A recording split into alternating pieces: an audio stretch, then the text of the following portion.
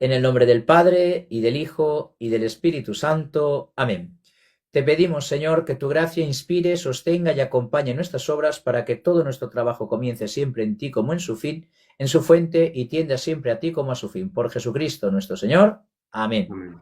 Pues nada, a los que no lo conocen, Luca, Filosofía Cristiana, en sus redes sociales, y esta sería la tercera clase, mini charla, introducción a la patrística, una invitación a que la gente vaya a leer a los padres de la Iglesia, tanto a los canonizados como a los herejes, para ver qué pensaba, cómo vivía y cómo fue creciendo la Iglesia desde los tiempos apostólicos hasta el fin de la era patrística. Luego ya será teología y ya más adelante seguramente intentará también secuestrarme, me consentiré y le consentiré y haremos otro tipo de contenido diferente al de los padres de la Iglesia.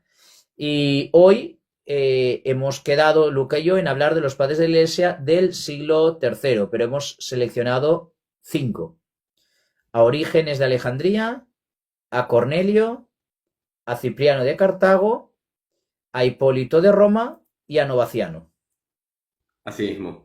Yo Así la verdad pues, espero que les sirva mucho la clase de hoy, porque vamos a intentar ser lo más resumido posible, porque podríamos haber hecho mucho más largo. Yo dije, bueno, el padre también que me dijo, a ver, mejor no hacer tan largo, y la verdad que sí, mejor hacer más breve para que se pueda sintetizar todo.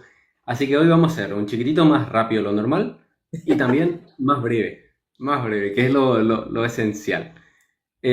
Vamos a arrancar con Orígenes, ¿verdad? Orígenes de Alejandría, que vamos a decir primero que nada que fue un exégeta, principalmente un exégeta, filósofo y teólogo alejandrino. Pero ¿qué es la característica que en él vamos a ver como teólogo? Que él es un neoplatónico, un tipo de neoplatonismo, pero que se va a mantener en lo que es la exégesis.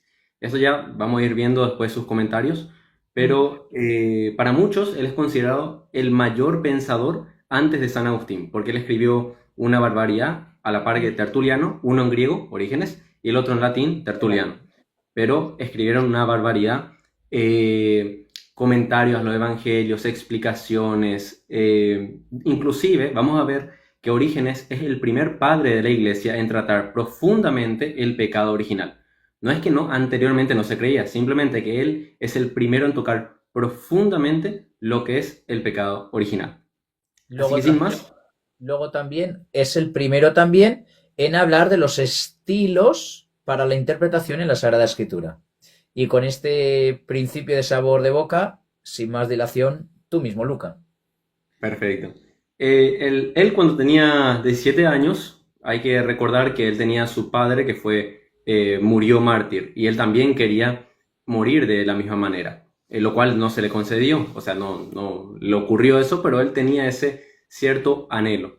Y acá yo quiero referirme a lo que dice Ratzinger, o sea, Benedicto XVI sobre Orígenes, sobre la Hexapla. ¿Qué es la Hexapla? Bueno, es el primer texto que existe en la literatura cristiana de comparación entre diferentes lenguajes de la escritura, ¿verdad? Antiguo Testamento, en hebreo, arameo, griego y otros. Y él va comentando y él va analizando, por eso se dice Hexapla. Dice lo siguiente Ratzinger. Orígenes realizó un gran estudio con este fin y redactó una edición de la Biblia con 6 columnas paralelas, de izquierda a derecha, con el texto hebreo en caracteres hebreo. Mantuvo también contacto con los rabinos para comprender bien el texto original hebraico de la Biblia. Después el texto hebraico transliterado en caracteres griegos.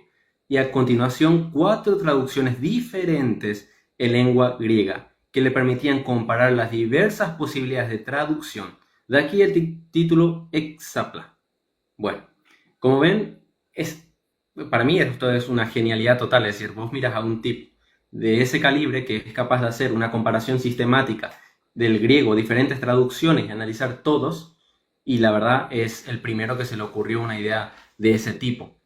De manera que se vuelve un padre de la iglesia de lo más profundo, que más lleva al entendimiento la escritura, no como tal la filosofía. Por eso le dije, neoplatónico en la escritura. Ya van a ver a lo que me voy a referir en concreto. Él, no sé si querés explicar eso, los 3 sentidos que decía Orígenes. Sí, yo lo tengo escrito. Primero, habría que contraponerlo a Marción. Él sí que dice que lo que hay en el Antiguo Testamento se tiene que interpretar por igual en el Nuevo Testamento y con el mismo rigor que se analiza el Nuevo Testamento, el Antiguo, porque es parte de una misma obra, que es la Sagrada Escritura. Posteriormente, él tiene que la Biblia, la Sagrada Escritura, la palabra de Dios, se puede interpretar de tres formas y le pone tres nombres simbólicos, que es conforme a la carne, que es la interpretación literal e histórica de un pasaje, y pone, por ejemplo, el libro de los Proverbios, conforme al alma, que sería una explicación moral detrás de ese pasaje, y pone, por ejemplo, el libro del Eclesiastés, y una tercera manera de interpretar la escritura es conforme al espíritu, que es la realidad eterna e incorpórea que transmite ese pasaje bíblico. Y pone, por ejemplo, el libro del Cantar de los Cantares. Fíjense que esa idea, que en realidad parece muy básica, ¿verdad? Como que leer la escritura y encontrar múltiples formas de entender, parece sencillo, pero cuando uno compara con las realidades cristianas, denominaciones diferentes que existen hoy en día, muchos de ellos no aplican estos tres. Por más que para nosotros como católicos, yo creo que más que nada es por eso, nos parece tan sencillo entenderlo de esta manera, ya que sabemos que una cosa es la dogmática, lo que dice el concilio, y otra cosa es lo que la escritura a mí personalmente me quiere transmitir para yo obrar de tal manera o hacer tal cosa en mi contexto. Para nosotros parece muy sencillo, pero imagínense si no estuviera la iglesia y vos agarras tu Biblia y todo lo que lees tenés que tomarlo a rajatabla. Obviamente eso va a terminar siendo un problema en diferentes denominaciones que van a tomar pasajes súper literales, súper mal, a veces súper alegóricos. Va a ser un desastre. Entonces, Orígenes, intentando evitar todos esos problemas que llegó a ocurrir en la gnosis cristiana. Mm. Cuando digo cristiana no me refiero a que sea ortodoxos, digo nada más cristianos porque ellos se denominaban a sí mismos cristianos por más de no pertenecer a la única y santa iglesia, que es la católica. Bueno, entonces Orígenes decía, cuando yo leo la escritura, por una parte tengo lo espiritual, lo que a mí me transmite, y por otro lado va a estar lo que es la dogmática, que eso ya para eso es el concilio, para eso están los maestros, etc. Y hay dos cosas que él comete un gravísimo error en toda su vida. La primera, que él cree en la preexistencia de las Las almas. almas. Es decir, que antes que exista el hombre, ya existe el alma humana. Ese fue un error que uno de los tantos que él tuvo. ¿Pero por qué? Porque él asume lo que habíamos dicho, la tesis neoplatónica del mundo de las ideas. Entonces, él asume de que el alma ya está en algún punto y simplemente se forma en la materia, ya no cree en la composición que se dice en filosofía ilemórfica. Hay como una transmigración, dice Orígenes, Así es. y que puede dar paso a esa mala interpretación que después se dio con la New Age de una posible reencarnación. Pero Orígenes ni afirma jamás eso ni da ese paso. Y por otro lado, también cree en la apocatasis. Apocatástasis. Apocatastasis, que significa la reconciliación final. Es decir, que Dios a todos les someta pruebas, todos aquellos que le rechacen van a pagar, pero a fin de cuentas Dios va a salvarle a todos, a Y todos. es otra gran mentira de Dios es tan bueno que al final hagas lo que hagas, pues te va a salvar. Entonces, ¿para qué sirve el esfuerzo? ¿Para qué sirve el seguir el Evangelio? Pues comamos y vivamos, que morir habemos. Si al final Dios nos va a perdonar, ¿qué más da que crea, que no crea, que viva, que no viva? Sí, y uno tiene que mirarlo así siempre. ¿Cuándo él escribe eso y en qué condiciones lo escribe? ¿Y por qué hace eso? Y en este caso todavía no estaba condenado como tal esta creencia porque no era una creencia muy popular que digamos entre los cristianos el hecho de creer que el demonio mismo se iba a salvar. Es decir, nadie se le ocurría tal cosa, pero a él sí se le llegó a ocurrir. Entonces, después de esto empezó a ver el problema y ya en los concilios esto se colocó como una herejía. Uh Pero bueno, como otros datos podemos decir que él combatió el modalismo, ¿verdad? Que es la identificación de las tres personas como uno solo, como una sola persona. De -huh. hecho, él es, si Tertuliano habla de la Trinidad en el rito latino, él en todo lo que son los griegos va a hablar de la Trinidad. Lo Pero, mismo también en pero, subordinacionismo. ahí es donde iba, pero que fue subordinacionalista. Es decir, como que el Padre es superior al Hijo y que el Hijo es superior al Espíritu Santo. Hay como una graduación, el Espíritu Santo abajo, en medio estaría el Hijo y por encima de ellos dos estaría el Padre. Tiene ese error a la hora trinitaria. Sí, pero también hay que aclarar de que nosotros decimos, por ejemplo, que él es subordinacionista, no porque en todo lo escrito haya dicho eso. De hecho, van a encontrar escritos donde no aparenta serlo así. Parece que él identifica a las tres personas en la misma jerarquía y otros escritos donde él parece identificarlos como un orden. Entonces, era un problema natural de su tiempo. De hecho, vamos a ver también que Hipólito también cayó en lo mismo, que es otro padre de la iglesia que vamos a hablar. Él cayó también en lo mismo. Hipólito sí es santo. Claro. Ahora bien, hay algo que yo rescaté acá porque me pareció un poco interesante, es que Eusebio Cesarea en su Historia Eclesiástica, libro 6, capítulo 14, dice sobre Orígenes que dentro de su viaje él se fue a Roma y dice así, porque deseaba ver la antiquísima iglesia de los romanos. Es decir, ciertamente tenía un aprecio por la iglesia de los romanos. Eso es nada más un dato que quiero tirar por lo que después vamos a ir viendo su eclesiología. ¿Hay algo que quieras añadir? No, yo mientras no te cortes tú tranquilo. Ok. Vamos a ver solamente su doctrina de la Trinidad. Perfecto, va a decir así. El Hijo es verbo. Por consiguiente, no debemos pensar que haya en él nada que pueda ser percibido por los sentidos. Es sabiduría, y en la sabiduría no cabe nada corpóreo. Es la luz verdadera, que ilumina a todo hombre que viene a este mundo, pero no tiene nada de común con la luz de nuestro sol. Nuestro Salvador es, pues, la imagen del Dios Padre invisible. Respecto del Padre es la verdad. Respecto de nosotros, a quienes nos revela el Padre, es la imagen que nos lleva al conocimiento del Padre, a quien nadie conoce excepto el Hijo, y aquel a quien el Hijo quiera revelárselo. Esto es sobre los principios. De hecho, hay mucho más para decir sobre la Trinidad que él menciona, pero vamos a pasar a su Mariología. Él es uno de los primeros textos que yo llegué a leer sobre lo siguiente. Dice, sobre el Evangelio de Juan, nadie puede comprender el Evangelio si no ha reclinado su cabeza sobre el pecho de Jesús y no ha recibido de él a María como madre. La interpretación clásica que todos decimos al leer ese pasaje, ¿verdad? ¿Hay algo que quieras comentar? No, pero es que ese texto es clásico de Orígenes porque para comprender verdaderamente lo que es la Iglesia hay que estar íntimamente unido a Cristo y lógicamente recibir a María en casa como madre. De hecho, será él junto con Hipólito de Roma, sobre todo Hipólito de Roma es el primero en dar el título de Madre de Dios a María, aunque eso lo hablaremos luego con Hipólito.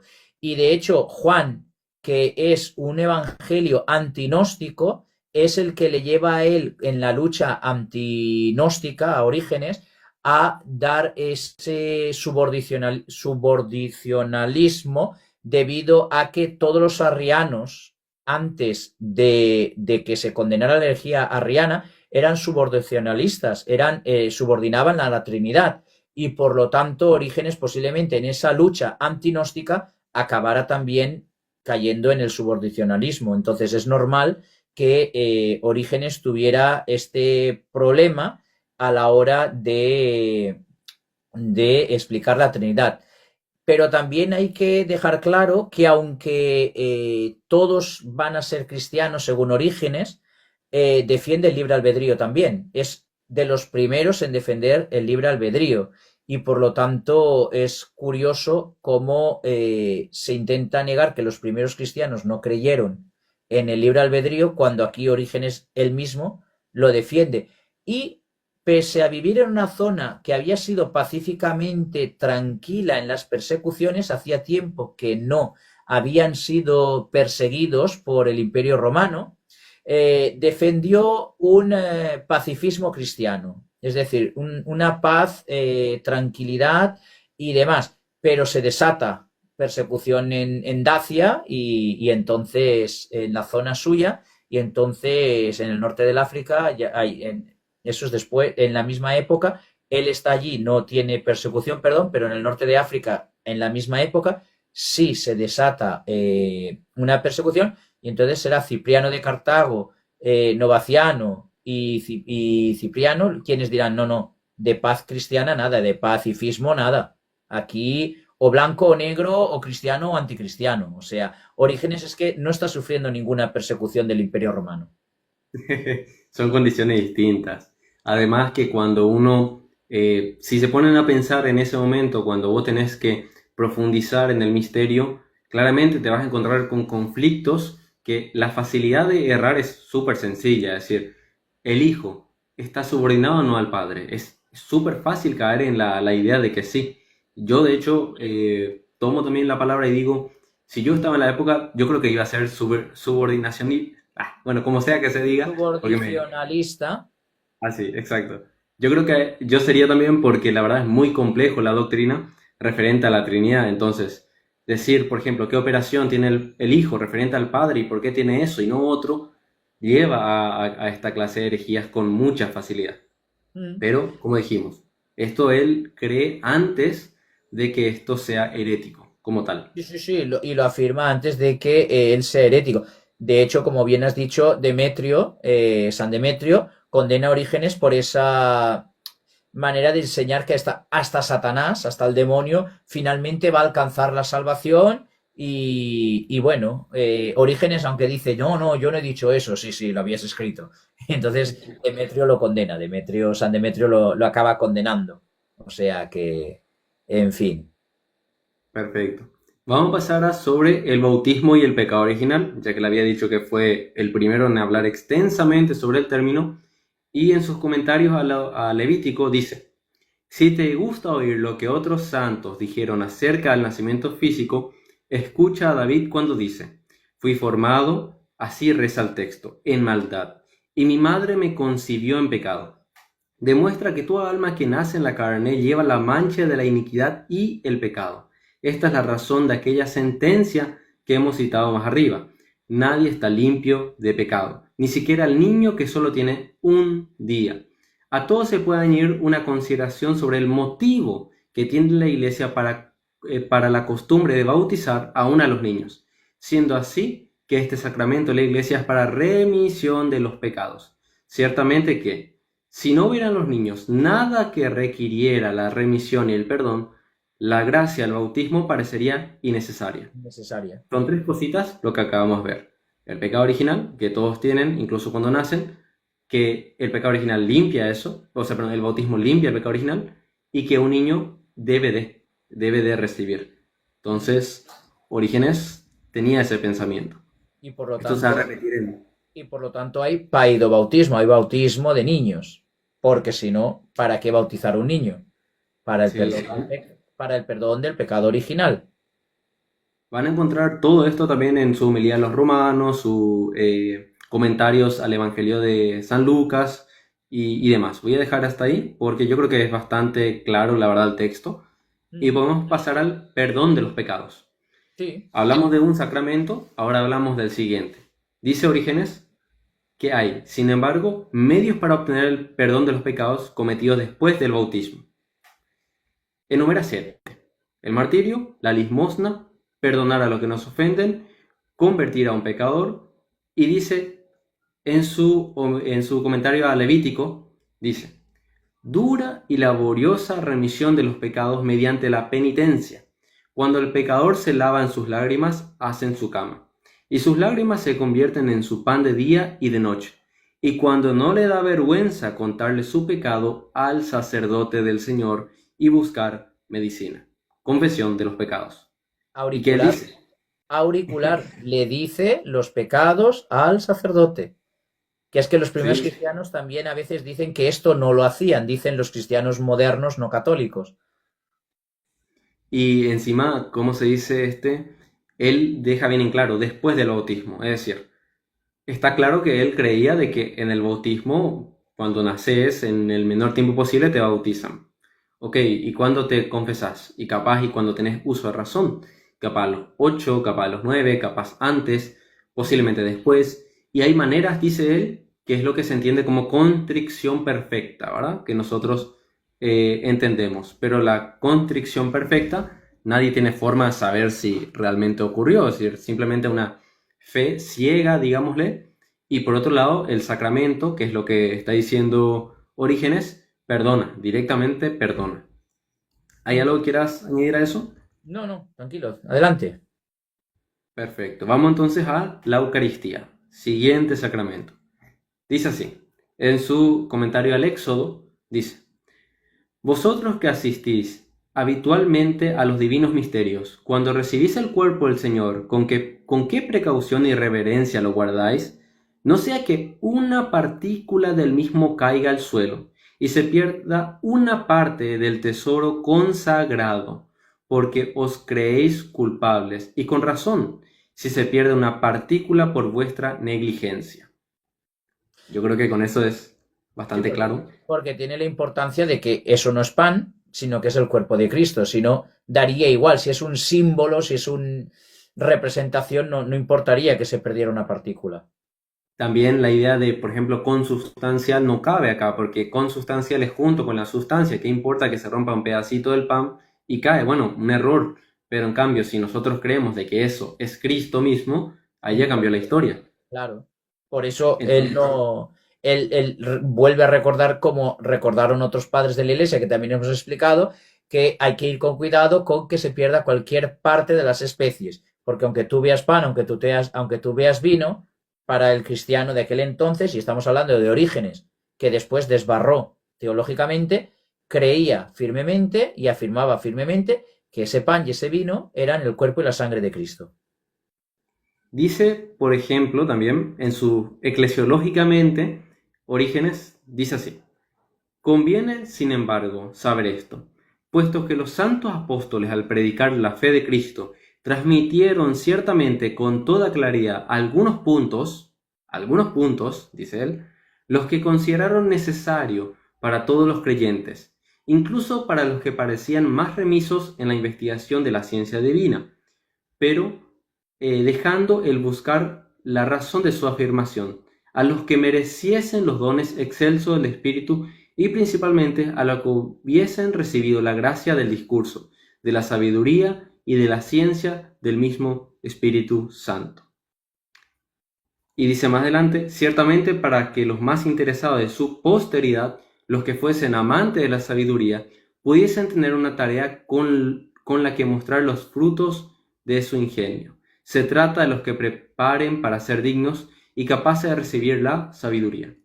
Acá dice algo llamativo, yo creo que cualquiera se dio cuenta de esto, de que él dice, los apóstoles transmitieron no todo, sino todo lo esencial. ¿Cómo es eso? Orígenes creía de que, ¿qué hay más? ¿Qué es lo que está faltando? ¿Qué es lo que Orígenes entiende como que algo acá está faltando? Y bueno, eso es en sí mismo la tradición, eso es lo que le está entendiendo como tradición.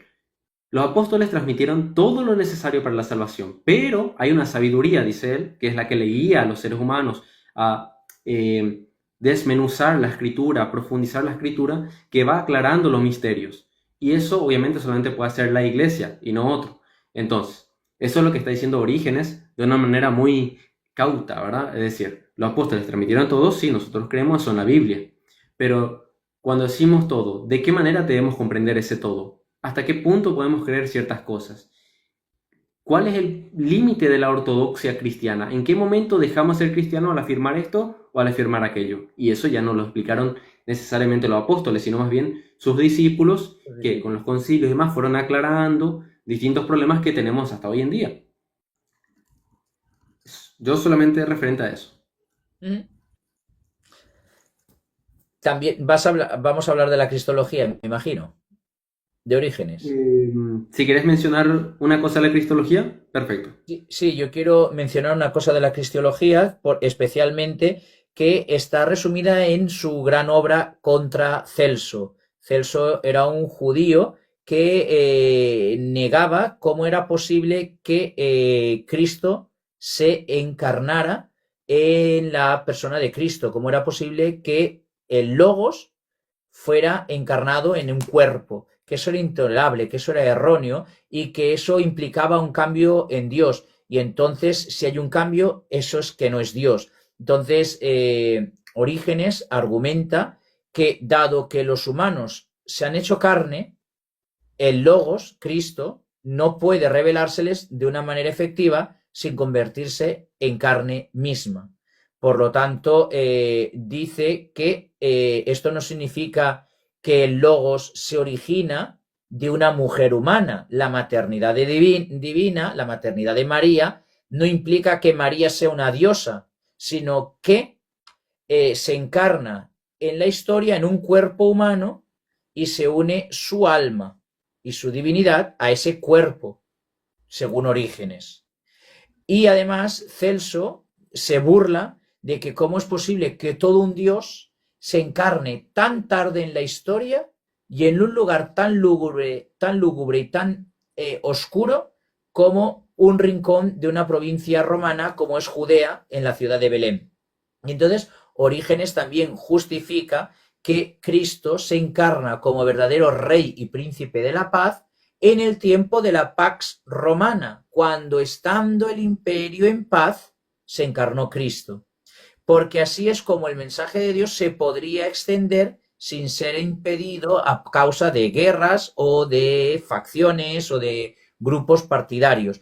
Y que además eligió un lugar pobre y, digamos, lúgubre, pero que a su vez, y está representado por los tres sabios de Oriente, se hizo visible a los tres continentes, es decir, a la totalidad del mundo que en aquel entonces se creía. Y por eso hubieron adoradores que fueron a verle y extendieron el nacimiento de Cristo. Y aparte también Celso acusa de que Cristo podría haber sido un taumaturgo más, un mago más, un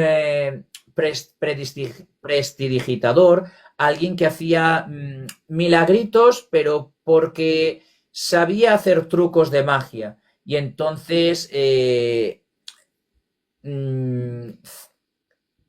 Orígenes, contra esta acusación, defiende que Cristo lo que hace son enseñanzas morales y que Dios puede hacer lo que quiera, pero que cuidado, que Jesús no es un nuevo Platón, sino que él es el Logos y que ese mismo Logos, capaz de hacer milagros, también es el mismo que es capaz de haber inspirado a Platón en sus ideas, que es también, porque Orígenes es de la escuela alejandrina, es también el mismo pensar que tendrá Clemente de Alejandría en su obra de Strommata, en la cual dirá que Cristo, el Logos, ha ido inspirando a los filósofos paganos antes de la venida de Cristo para que puedan ir conociéndolo y ir llegando al conocimiento de la verdad. Pero que una vez ha venido Cristo, esas filosofías paganas, griegas, quedan fuera de lugar porque quedan superadas por el Logos, quedan superadas por Cristo.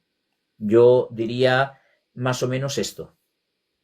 A mí me parece perfecto y nada más como un dato histórico, le digo así a la gente, en ese momento tal vez lo que Orígenes dice, tal vez no tiene todo el sentido del mundo, pero nosotros del siglo XXI podemos darle bastante sentido, porque es importante de notar que el Imperio Romano, hay un motivo de su caída y uno de los principales, según se dice, o el punto principal es que ellos vivían a costa de conquista. Ellos estaban llegando al límite de la conquista, es decir, cada punto que ellos estaban conquistando ya estaba llegando al límite por ejemplo, encontrarse con un problema del mar, un problema de límites. Entonces, evidentemente, si Cristo hubiera venido antes, parece cobrar sentido la idea de que iba a ser más dificultoso todo el trabajo del Evangelio. Pero sin embargo, vino en una época donde el Imperio Romano estaba a punto de caer, es decir, estaba así nada más de ya no poder seguir avanzando. Y bueno, uno mira la historia de los papas, cómo se manejaron con el imperio, y es muy, muy llamativo, la verdad. Bueno, ya Estaba al colapso. eran. Estaba al colapso. Y una cosa también muy importante de Orígenes de Alejandría, que es muy curioso en el contra Celso, es que Celso, una de las acusaciones que hace a la religión cristiana, a la fe cristiana, es que, claro, que el cristianismo está haciendo abandonar a los ciudadanos de la religión tradicional y por lo tanto está haciendo abandonar los cultos de sus antepasados. Y Orígenes es muy astuto. Orígenes no solo sabía el hebreo porque él recopila toda la Biblia en hebreo y en los diferentes idiomas o dialectos griegos, como bien has dicho, con la hexapla, sino que el amigo Orígenes era totalmente versado digamos, fenomenología de la religión.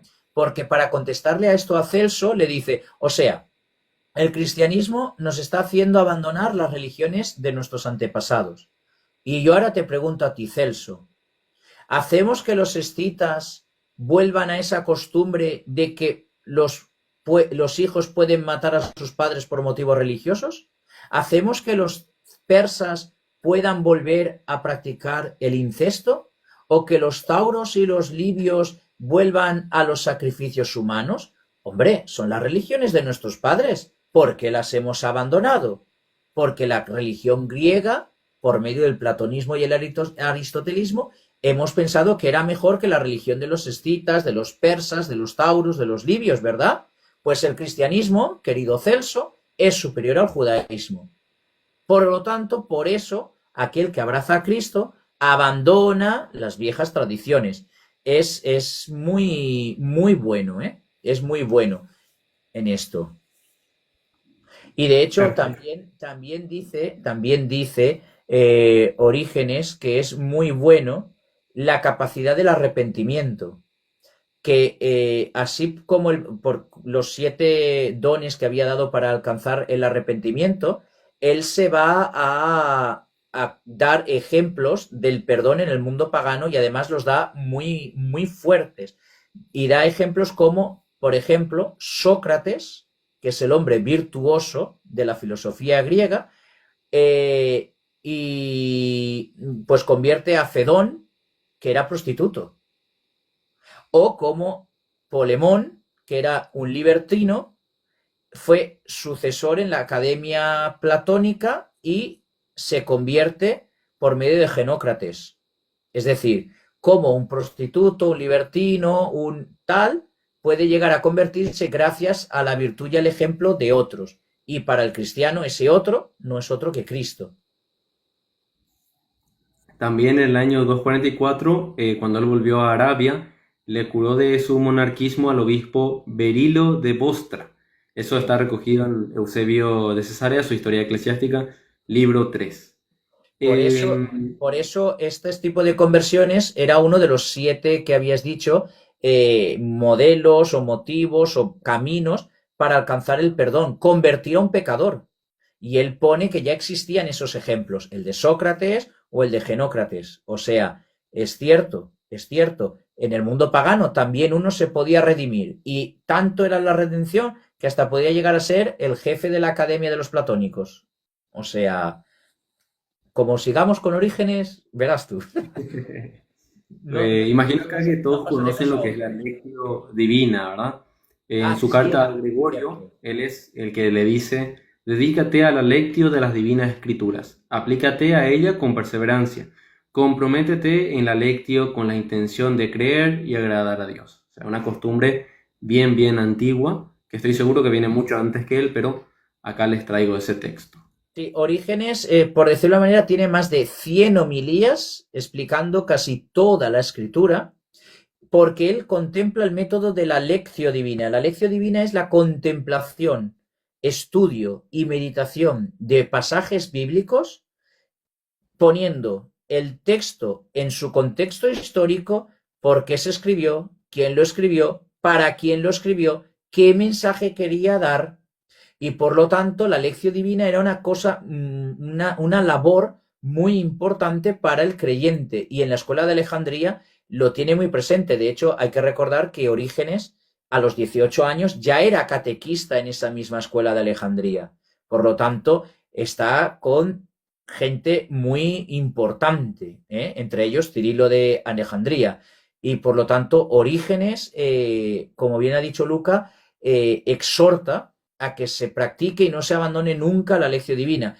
¿Y qué pasa con la lección divina? Pues la lección divina hasta el día de hoy, ¿hoy qué es? ¿10? Sí, hoy Hoy 10, es, sí, 10 de diciembre del sí, sí, sí. 2024, la Iglesia sigue practicando la lección divina mayormente en la vida monástica y contemplativa, en los momentos de retiro de la vida activa y de una manera más tranquila y pausada con el oficio divino, con las lecturas, laudes, vísperas, hora intermedia y el oficio de lecturas, a día de hoy, 10 de diciembre del 2024. Es decir, lo que se enseñó desde los padres de la Iglesia, recibido de los padres apostólicos y de los mismos apóstoles de manos de Jesús, se sigue practicando, ojo, con una, digamos, amplitud de miras, con una evolución histórica, con una evolución teológica, que no es lo mismo que con un cambio de doctrina, que no es lo mismo. Entonces, así como nosotros, la Iglesia Católica, con el Papa Francisco a la cabeza, tenemos lo que se llama ahora comúnmente la liturgia de las horas y la lección divina, en la parte oriental, los ritos bizantinos y la Iglesia ortodoxa, se llama el Horologion, como una especie de la meditación de las lecturas y de los salmos a las horas correspondientes canónicas. Genial. ¿Te parece si pasamos a Hipólito ahora? Hipólito de Roma, pues vamos a por él, sí, porque luego Cornelio, Novaciano y Cipriano va a ser el totum revolutum. Vale, Perfecto. te lo introduzco un poquito y vas a las enseñanzas.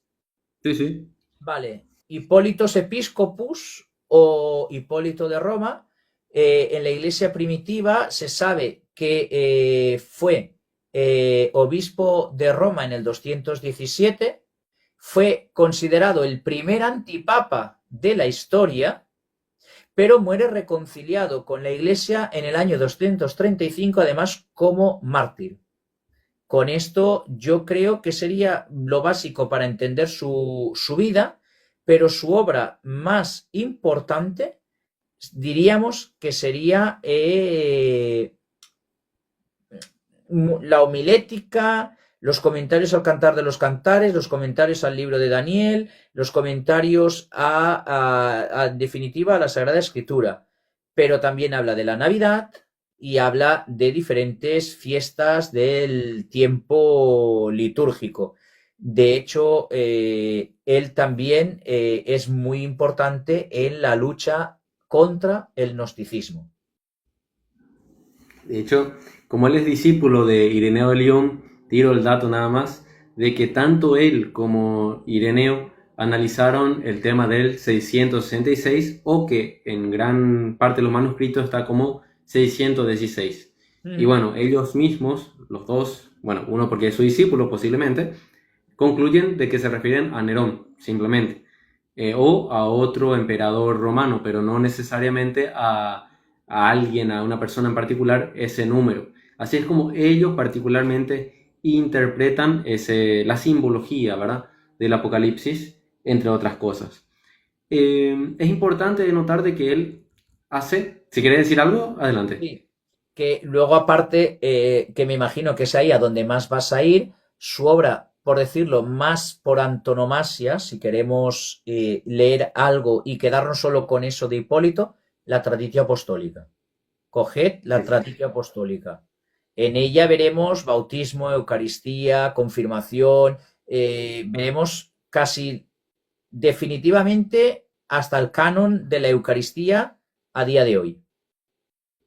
Yo antes de mencionar eso, voy a contar nada más dos libritos que él tiene, que son muy buenos, muy importantes de la época, que se llama Refutación de todas las herejías, o en griego sería Philosophumena, y por otro lado la Sintagma. Ambos son libros que refutan distintas herejías. Entre ellas, ambas tratan de 33 formas de gnosis.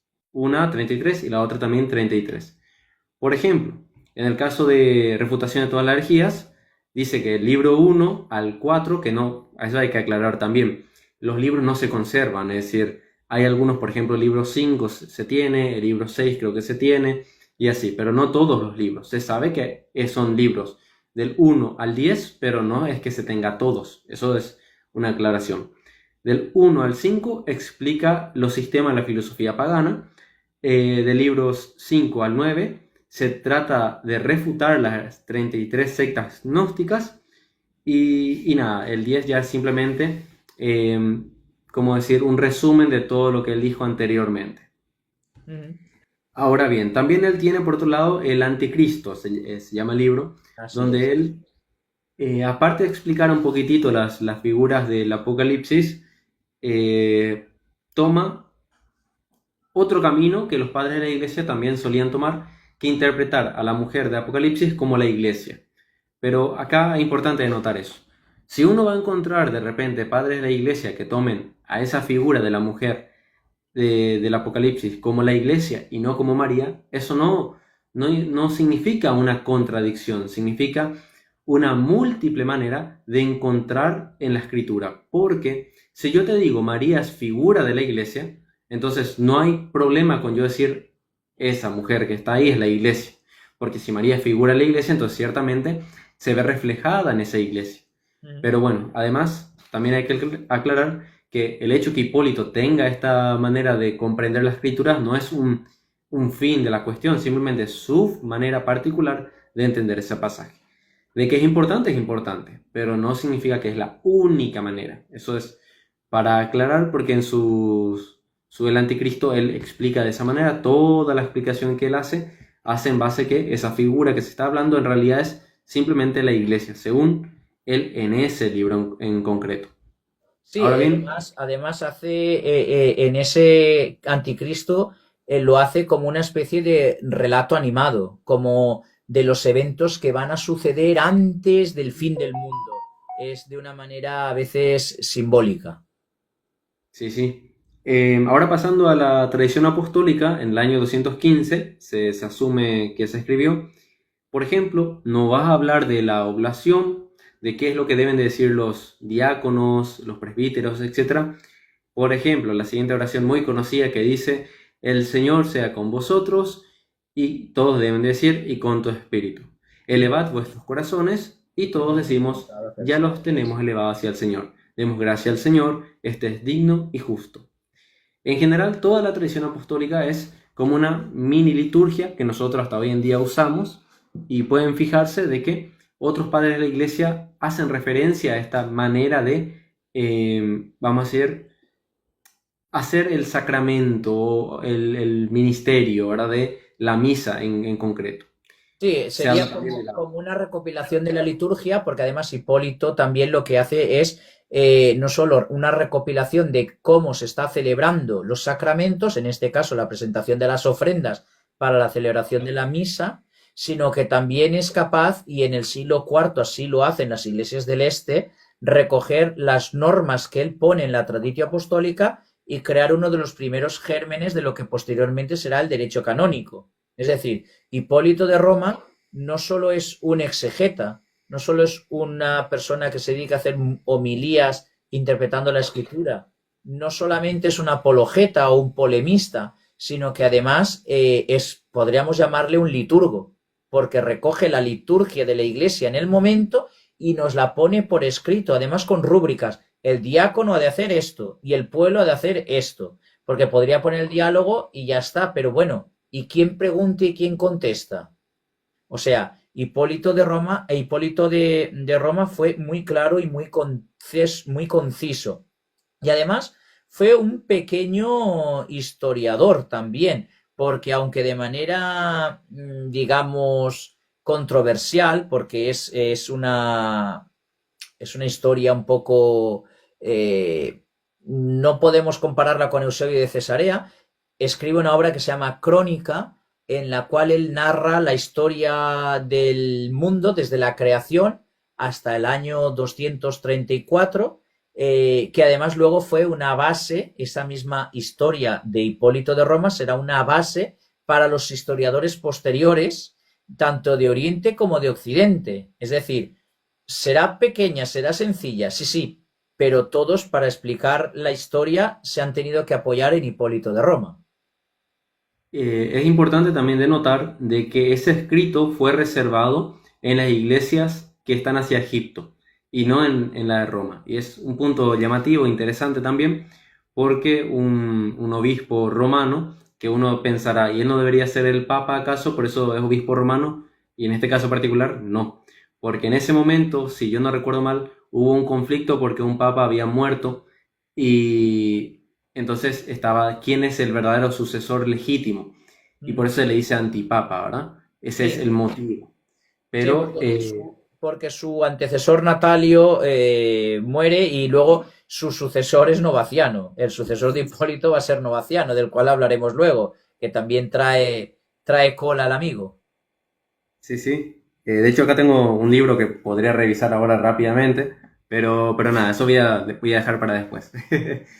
Eh, También él habla en su tradición apostólica sobre la ofrenda al aceite, la ofrenda al queso y las aceitunas, y uno de los puntos importantes, la ordenación del sacerdote. ¿Cómo sabes de que fulanito es ministro de Cristo y no simplemente se autodenominó o se autopercibe eh, legítimo ministro? Bueno, con la ordenación sacerdotal. Dice, cuando se ordena a un sacerdote, que el obispo imponga la mano sobre su cabeza y que los otros sacerdotes lo toquen igualmente. Luego debe expresarse la misma forma establecida anteriormente para con los obispos, orando y diciendo, Dios y Padre nuestro, Señor Jesucristo, así como en un día miraste a tu pueblo, ordenando a Moisés elegir a los ancianos, a quienes tú llenaste el Espíritu. Mira ahora a tu servidor aquí presente y acuérdale el espíritu de gracia y de consejo del presbítero, a fin de que ayude y gobierne a tu pueblo con un corazón puro. Y continúa.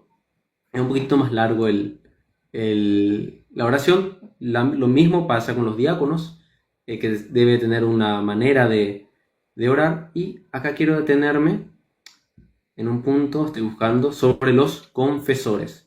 No sé si quieres leer eso.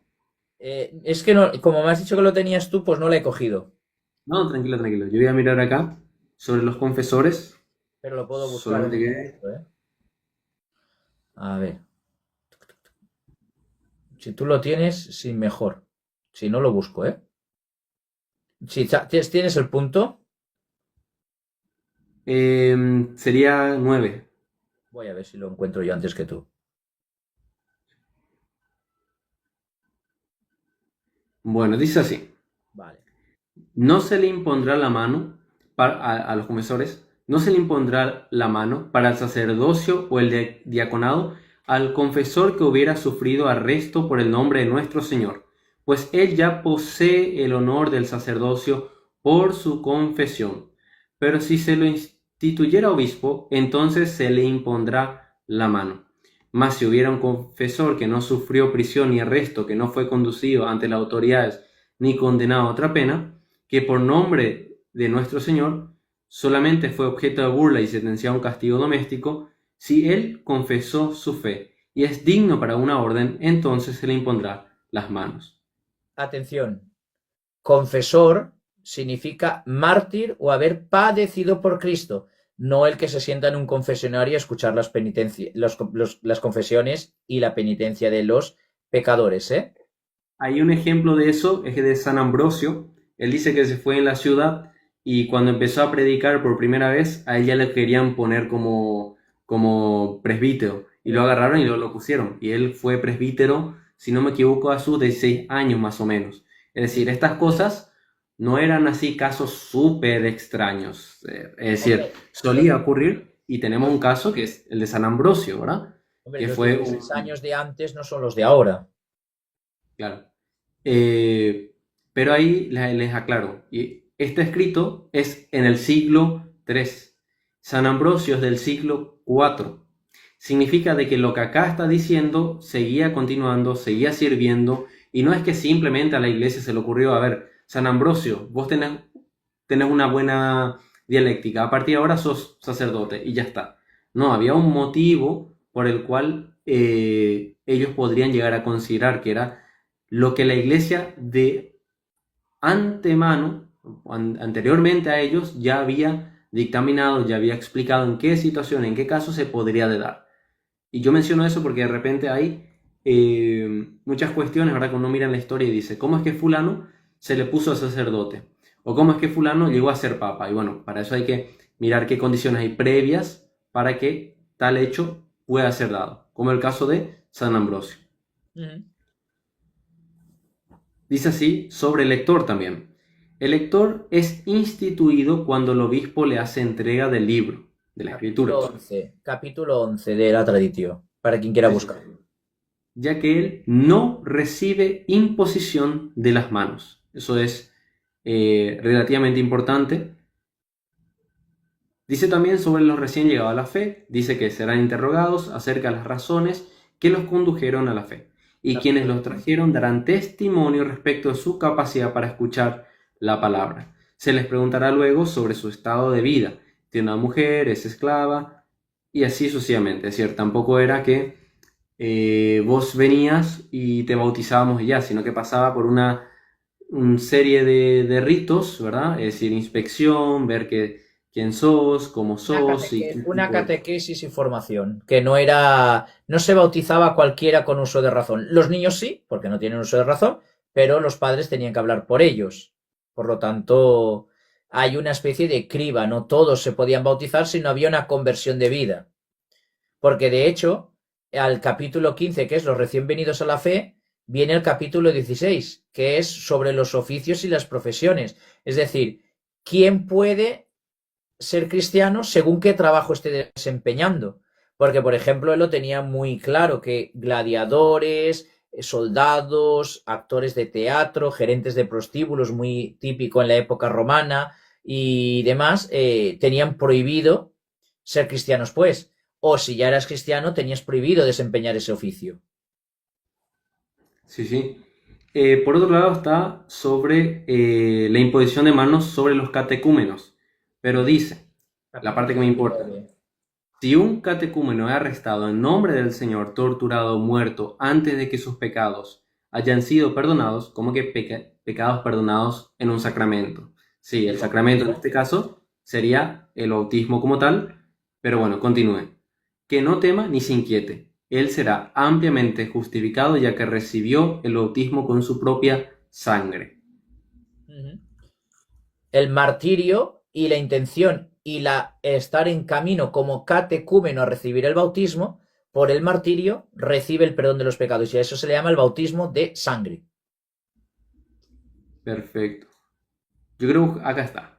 De la tradición del santo bautismo, dice en el 21. Capítulo 21.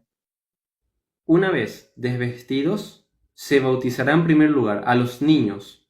Todos los que puedan hablar por ellos mismos hablarán. ¿Qué significa eso? Que hay bebés o que hay gente que aún no ha llegado al uso de la razón o del habla, más o menos, digamos, de menos de 3 años. Claro, eso como mínimo representa esa parte. En cuanto a los que no puedan hacerlo, sus padres o alguien de su familia lo hará por ellos. Ujú. Y luego habla del rito, ¿verdad? De las palabras usadas y demás. Dice también, a ver, sería el capítulo. Esto continúa siendo parte del rito del bautismo, así que dice, todas estas cosas el obispo las explicará a los que reciben la comunión. Cuando parte el pan, al presentar cada trozo dirá, el pan del cielo en Cristo Jesús, y el que recibe responderá, amén. Si los sacerdotes no son suficientes, los diáconos ayudarán sosteniéndoles los cálices y manteniéndose en perfecto orden. En primer lugar, el que tiene el agua, luego el que tiene la leche y después el que tiene el vino. Los que reciben la comunión gustarán de cada uno de los cálices. Con el primer cáliz, el que lo ofrece dirá, en Dios Todopoderoso. Y el que lo recibe responderá, amén. Y continúa. Es un poquito más extenso ese punto. No sé si quieres añadir algo sobre estos. No, a ver, sí que hay algo que el capítulo 27, por ejemplo, que es algo que se hacía hasta antes del Concilio Vaticano II aproximadamente, que era que los catecúmenos adultos no estuvieran en la Eucaristía con los ya bautizados que estaban en la Eucaristía. Es decir, el catecúmeno, una vez se ofrecía, se acababa la mesa de la palabra, se había realizado la primera parte de la misa, salían del templo a la formación y continuaba la misa y la fracción del pan con los fieles cristianos. Los catecúmenos no comían con los fieles para intentar diferenciar que la cena del Señor era una cosa tan importante que no hay que confundirla con la cena común. Y eso está en el capítulo 27 de de la tradición apostólica, y en el 28 también contra el pecado de la gula y también como un orden a la Eucaristía, que se coma con disciplina y con suficiencia. Invita al orden y siempre dando gracias. Y luego también algo muy importante, que aunque ya no existe el diezmo, porque el diezmo queda abolido, porque ya no hay templo, porque ya no somos judíos, pero sí la elección de los diáconos es por algo, por las viudas y por los huérfanos. Y entonces la tradición apostólica indica que en el capítulo 30 se ha de proveer para que las viudas puedan comer. Es algo importante. Y también algo que a veces se les olvida a la gente, que eso ya no lo hacían los primeros cristianos. Decía San Pablo que la mujer que esté soltera, que se ocupe de los oficios de Dios, que se ocupe del templo. Y por lo tanto, el capítulo 12 de la Traditio Apostólica establece el orden de las vírgenes, lo que posteriormente serán las religiosas, las monjas. Entonces es algo curioso. Y el capítulo 13, así como hemos hablado del obispo, del presbítero, del diácono, el capítulo 13, que es algo también que desapareció con la reforma litúrgica en el rito latino por medio del Vaticano II, habla también del papel del subdiácono. Entonces, es curioso que a veces se acuse a día de hoy, porque hasta hace 100 años estas cosas nadie las discutía, se acuse de que lo que se hace en la Iglesia católica no existía en los tiempos de los padres de la Iglesia. Solo hay que leer la tradición apostólica, no hay más. Está el punto, no sé si que vos querés leer eso, porque yo ya tengo acá, el punto 36, 37 y 38. No, lo tienes tú ahí, léelo tú, pero yo lo adelanto. El 36 Perfecto. habla de cómo se recibe la Eucaristía, el 37, cómo la Eucaristía ha de ser reservada con diligencia, es decir, lo que sería el tabernáculo, el sagrario, comúnmente dicho, y el 38 lo dejo a la expectación de Luca porque habla de algo muy serio. Dice el 36. Antes de tomar algo, todo fiel se apresurará a fin de recibir la Eucaristía. Si él la recibe con fe, nada podrá hacerle daño, ni aun cuando le fuera suministrado un veneno mortal. Esto era también una creencia que había en aquella época y hasta hoy creo que se profesa, que la Eucaristía es un remedio no solamente para el alma, sino incluso para el cuerpo, y que podría ser que llegue a curar de algún problema mortal que uno llegue a tener. En este caso particular, dice, si vos bebiste un veneno mortal y no sabes eso y comes la Eucaristía, existe la posibilidad de que se El remedio ocurra un milagro. saludable. El remedio Perfecto. saludable. En el 37 continúa y dice, cuando uno tendrá cuidado de que un infiel no guste de la Eucaristía, ni un ni un ratón, ni otro animal, y de que nadie le vuelque ni la derrame, ni la pierda, siendo el cuerpo de Cristo que será comido por los creyentes, no debe ser menospreciado. Y en el 38 dice, Estén con la atentos, bendición, atentos al 38. con la bendición se recibe el cáliz en nombre de Dios, como símbolo de la sangre de Cristo. Por tal causa, nada debe ser derramado, por temor a que un espíritu extraño lo ingiera. Si tú lo desairaras, serás tan responsable de la sangre vertida como aquel que no valora el precio por el que fue adquirido. De la sangre vertida. Primero dice símbolo y alguien puede decir, ah, pero es que esa sangre es símbolo. No, no. Te está recordando que ese cáliz como símbolo de es sangre. No que ese vino es símbolo de, no, no. Que el cáliz es lo que hay dentro, sangre. Sangre. ¿Y la Porque, sangre de quién? De Cristo. Y porque te luego dice, ¿no? No, continúa, continúa. Y luego es importante recordar, pues, que ellos verdaderamente en el 36, que se reciba primero la Eucaristía. ¿Por qué? Porque antes de comer el banquete, la cena, hay que comer el cuerpo del Señor. Es decir, hay un ayuno. Saben que a quién van a recibir. Y por eso primero la Eucaristía. que es un dicho muy popular hoy en día. A mí me gusta a veces decirlo cuando los domingos acabo la celebración de la misa, que de la misa a la mesa. Es decir, ahora que ya has comulgado ya te puedes ir a comer. Entonces, el ayuno y la credibilidad de qué están recibiendo, no que es pan y no que es vino, sino que es el cuerpo y la sangre de Cristo. No es símbolo, no es representación, sino que es realidad. Creen en eso, tal cual. Si él la recibe con fe, por eso dice, ¿verdad? Nada sirve ser católico, profesar ser católico, pero vos, a fin de cuentas, dudás de ese milagro que ocurre, porque a mí me pareció muy irónico que yo conozco, o al menos vi muchos católicos de que no creen que sea un milagro como tal, o esas cosas a mí me llaman A mucho la veces hay un atención, ¿verdad? poco de relativismo en eso, sí. Hay gente que no acaba de creer o como que se, no sé, como que duda. De hecho, algún milagro eucarístico ha sucedido de los que el beato Carlo Acuti, ya preconizado santo, recoge en su exposición de milagros eucarísticos de que incluso algún sacerdote dudaba de que lo que estaba él realizando, ese pan, se convertía en el cuerpo de Cristo y existe algún milagro eucarístico en el cual el sacerdote celebrando o ha sangrado la hostia o se ha convertido en carne. De hecho, uno de los grandes milagros eucarísticos, los grandes milagros eucarísticos así, los recoge en una exposición el beato Carlo Acutis. Así es. Yo lo último que voy a añadir sobre eso es que el punto 38 dice muy claro que va a ser responsable de la sangre. ¿Y de quién? Del precio por el que fue adquirido.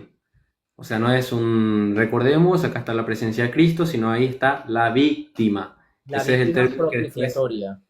ese es el término que después van a usar muchos padres de la iglesia, como puede ser Cirilo de Jerusalén, o bueno, muchos otros van a usar el término la víctima. Uh -huh. Y por último, en el capítulo 42 habla del Eso iba a signo de decirte. la cruz. Hay un signo que muchas Perfecto. veces dicen, ¿por qué los cristianos hacen la señal, los católicos, los cristianos católicos hacen la señal de la cruz? Eso es brujería, eso no se practicaba, eso no está en la Biblia. Bueno, vale, bien, sí, no estará en la Biblia, pero los primeros padres de la Iglesia, y en este caso San Hipólito de Roma, en el capítulo 42 dice lo siguiente. ¿Tienes el texto tú delante?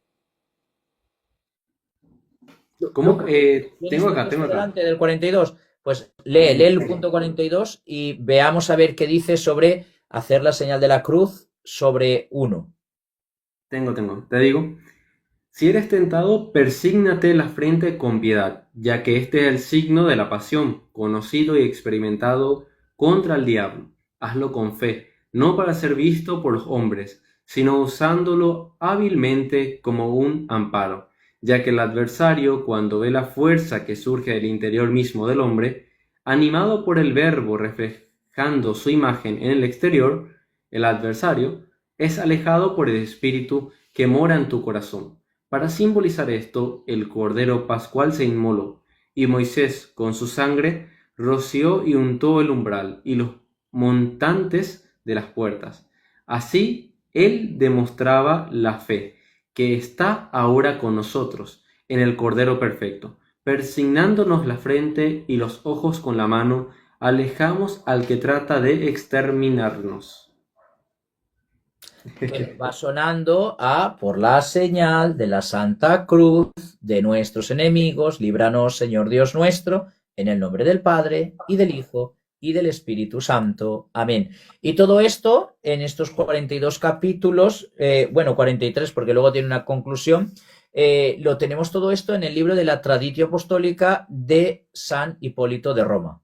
El primer antipapa canonizado y el único. El Sí, primer sí. antipapa y el único antipapa canonizado, porque se reconcilia con la Iglesia. Y lo irónico es que se reconcilia con Calixto, que es el papa de su época, en el exilio. Ambos en el exilio, luego se ven y se reconcilian. Eso es algo interesante, ¿verdad? Que te da la vida, la dicha de poder arrepentirte con tu amigo. Yo creo que no todos tienen esa dicha, ¿verdad? Si una cosa es arrepentirte con Dios y otra es poder verle la cara a tu amigo y decirle, discúlpame, ¿verdad? En este caso, Discúlpame que me he equivocado y le he fastidiado, sí. eso es lo que pasó con este santo, una linda historia por ese lado. ¿Te parece ahora Cipriano de Cartago y tocamos Sí, a los otros? Sí, Cipriano de Cartago te lo introduzco un poquito también y así Perfecto. o introducimos a los tres porque se van a dar de leche los tres. Entonces, mira, Cipriano de Cartago es del año 200 al año 258, sacerdote, escritor romano, obispo de Cartago, del 49 al 58. Es de ascendencia bereber, o sea, es de África, del norte de África, y por lo tanto es latino, es latino. Y además es muy rigorista, lógicamente, sufre las persecuciones romanas y por lo tanto por eso es muy rigorista. Tiene grandes habilidades pastorales, San Cipriano, y además combate muy, muy, muy duramente la herejía novaciana y de él escribirán muy bien los queridos Agustín de Hipona y Jerónimo, porque tiene una retórica muy buena. Es decir, San Cipriano de Cartago se expresó muy bien, supo dar muy bien el mensaje y combatir muy bien la herejía novaciana. Por eso vamos a tocar también a Novaciano. Y además, como curiosidad médica, ya que trabajo en un hospital, hay una gripe, una peste, que recibe su nombre, la peste cipriana. Y recibe su nombre porque Cipriano de Cartago, aparte de ser obispo de Cartago, describió perfectamente toda esta enfermedad en uno de sus tratados. Eso sí yo no sabía y me da risa. Y incluso, bueno, de eso después en el privado te iba a preguntar cómo es esa enfermedad porque llama la atención que un santo ahora te describa una enfermedad, pero bueno.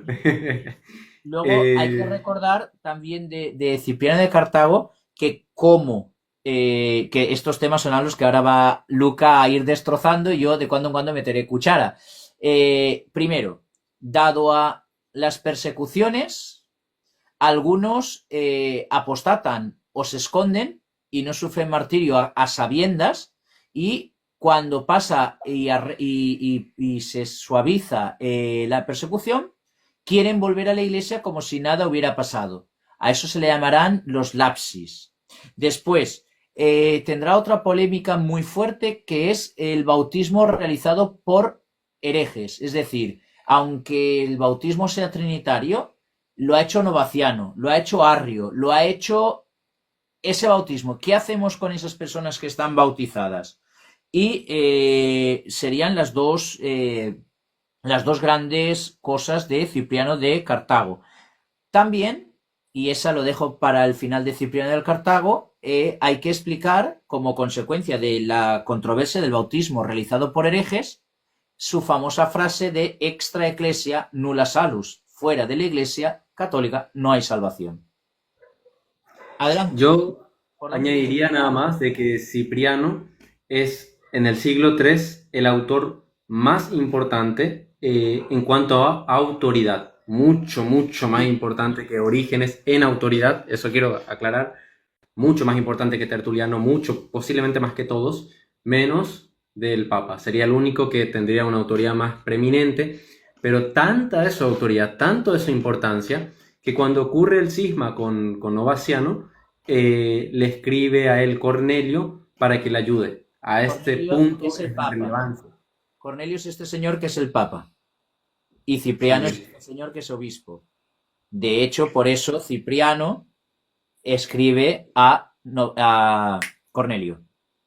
sí, y ellos intercambian, bueno, muchas cartas, voy a dejar en muchas porque no sé la cantidad exacta, pero son muchas cartas que ellos se intercambian y ven cómo afrontar este problema que ocurría en la iglesia. Y Cipriano usa toda su autoridad que él tenía para que se unan a Cornelio y de hecho resultó. Por eso dije, en cuanto a autoridad, Orígenes está ahí, pero Cipriano realmente en cuanto a autoridad tenía una autoridad totalmente superior en todo el siglo III.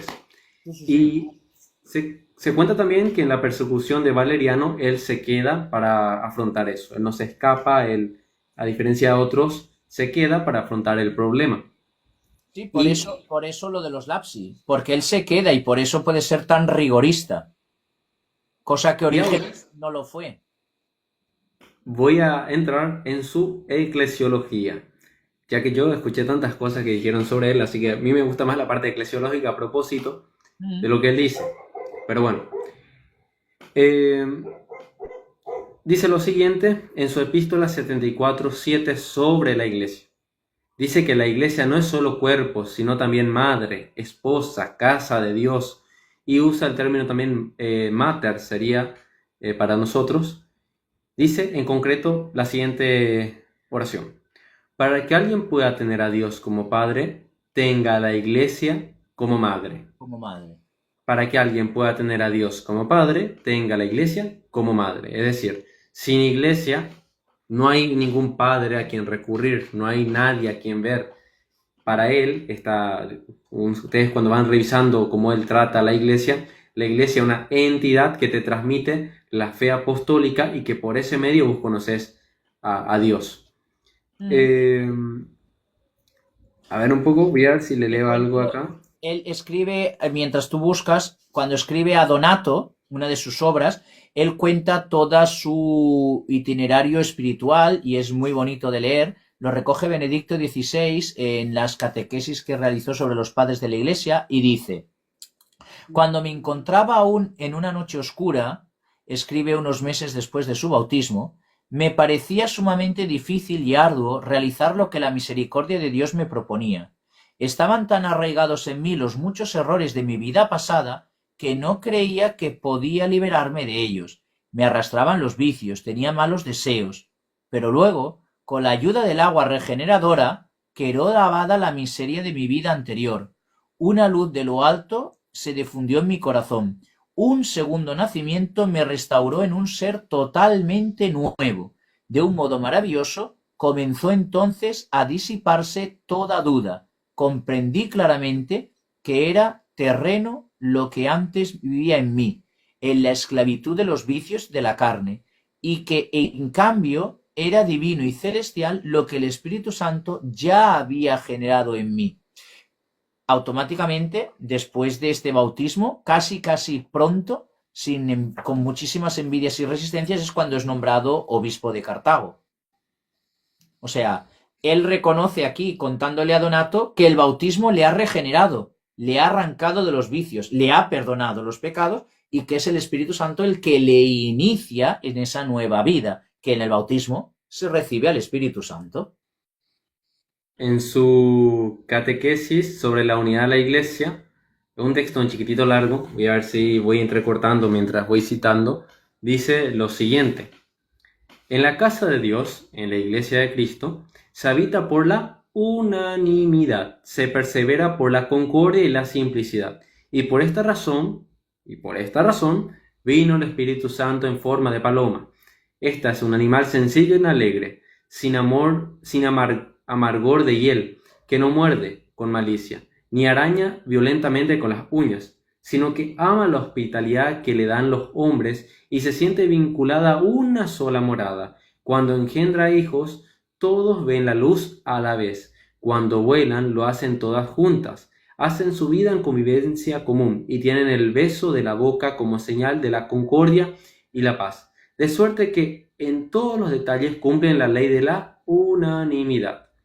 Tal es la simplicidad que hay que procurar sea patente en la iglesia, tal es la caridad que hay que conseguir, el amor fraterno ha de imitar al de las palomas, y la mansedumbre y la suavidad han de ser semejante a las de los corderos y ovejas.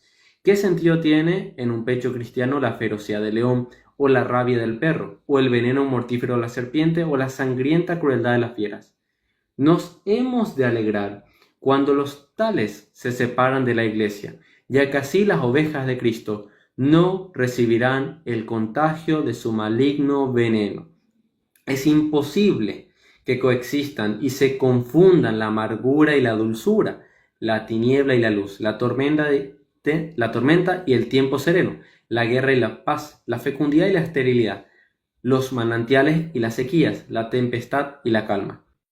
No piense nadie que los buenos puedan salirse a la iglesia. Al trigo no se lo lleva el viento, y la tempestad no arranca al árbol arraigado con sólida raíz.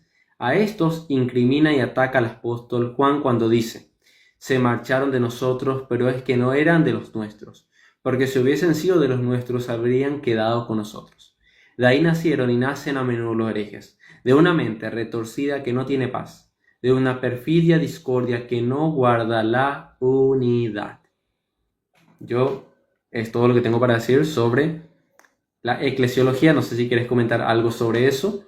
No, mira, de la eclesiología busca lógicamente la unidad, lógicamente busca la unanimidad y que todo se haga de manera concorde. Eso es una de las notas de la Iglesia católica, que sea universal la aceptación de todo. Y de ahí, y así no lo dejamos para el final, ya que estamos hablando de la eclesiología, de ahí emanaría esa famosa frase de Cipriano de Cartago de extra ecclesia nulla salus est. Fuera de la iglesia no hay salvación. ¿Por qué? Porque aquel que no ha conocido a Cristo, bueno, está fuera de la iglesia. Si no ha escuchado hablar de él, bueno, Dios dirá, la recta moral, la moral natural. Pero si ha escuchado hablar de él, poco a poco tiene que ir conociendo a Cristo. Y tarde o temprano tiene que llegar a la iglesia católica. Y una vez llega a la iglesia católica, una vez uno conoce o se le ha anunciado en plenitud el Evangelio de Cristo, solo tiene dos opciones. O lo aceptas íntegro o lo rechazas íntegro. Si lo rechazas íntegro, estás fuera de la iglesia y por lo tanto no tienes salvación. Y al aceptarlo, lógicamente, formarás parte del grupo de catecúmenos, camino del bautismo, y una vez dentro de la iglesia como pueblo santo de Dios por el bautismo, tienes la salvación, porque perseverarás en ella. Es decir, no es que San Cipriano diga que los que no pertenecen a la iglesia ya están condenados, no. ¿No has conocido a Cristo? Recta moral. ¿No has tenido posibilidad de conocer a Cristo? La recta moral.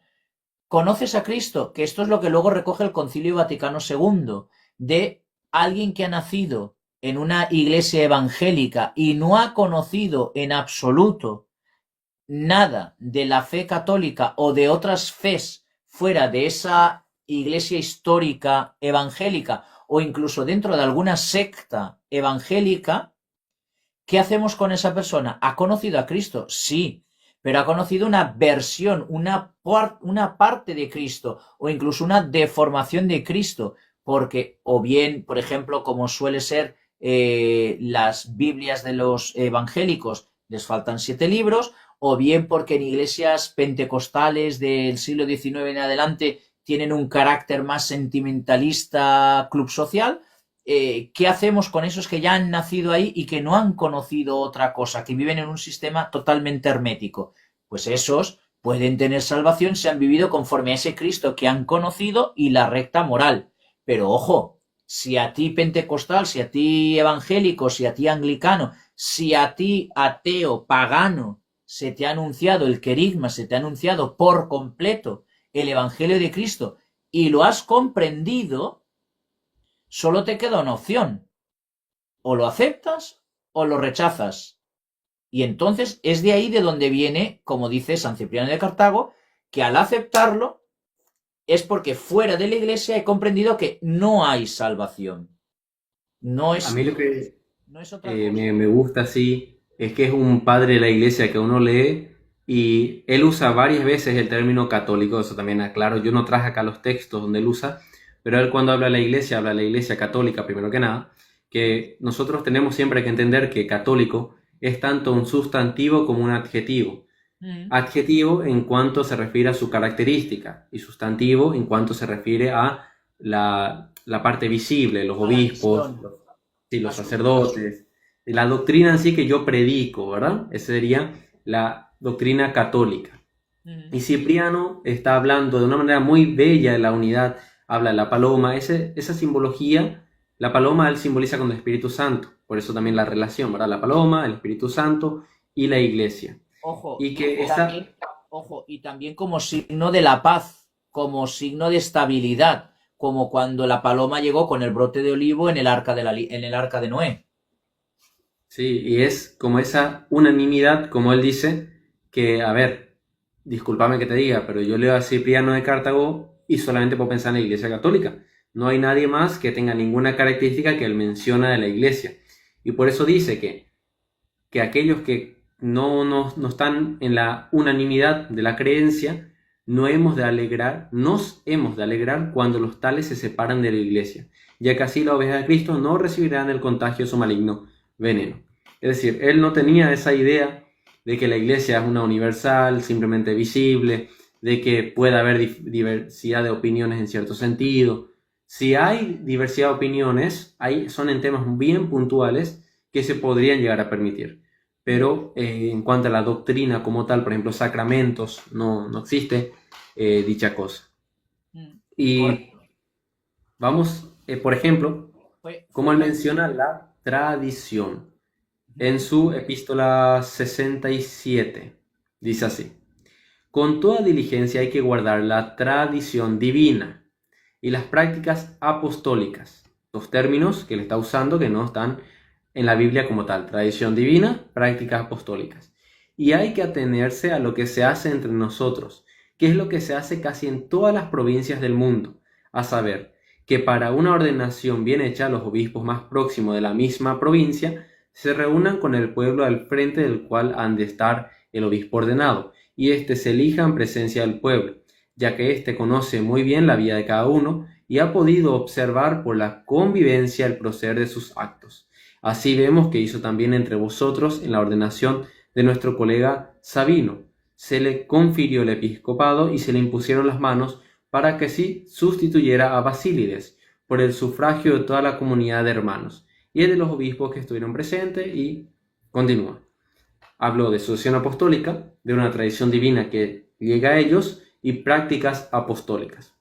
O sea, es totalmente católico. Lo que nosotros estamos leyendo acá es ese depósito de la fe. Y ya quedaría adentrarnos qué es lo que él más cree profundamente para ir comprendiendo qué para él engloba el depósito de la fe. ¿Tengo también algo acá?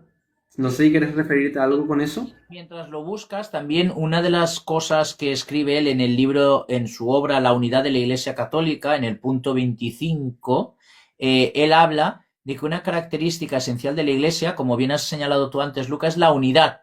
Pero ojo, mirad el símbolo que utiliza, simbolizada en la túnica inconsútil o sin costuras de Cristo, unidad de la que dice que tiene su fundamento ¿en quién? En Pedro, y su perfecta realización en la Eucaristía. Y cito textualmente como dice San Cipriano: hay un solo Dios y un solo Cristo.